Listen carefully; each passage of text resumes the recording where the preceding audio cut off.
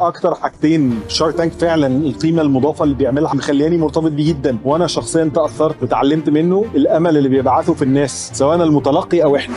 لما انت ظهرت شارك تانك رفضت الاوفر ليه؟ كانت خطوه صعبه للغايه. الراجل اللي بيطلع لك لابس البنطلون اللي هو الضيق المرفوع عند رجله بيمشي داخل هول في مكان وناس كتير بتسقف له وعلمك التداول في 45 دقيقه، ده ملهوش اي اسس، ملهوش اي حاجه تتقال اكتر من ان هو هبد شويه. كلمه هبد دي كلمه بسيطه، بس هو الاساس نفسه ان احنا بنحاول نساعد شركات الستارت اب في ان هي تاخد بادجت تقدر تتحرك بيها وتجرو بيها. جين زي النهارده من ضمن الحاجات الاساسيه اللي الجيل ده بيدور عليها، بيحس ان هو داخل المكان بتاعي. مفيش فلوسي لحد واقعد اقول انا هكسب من وراي.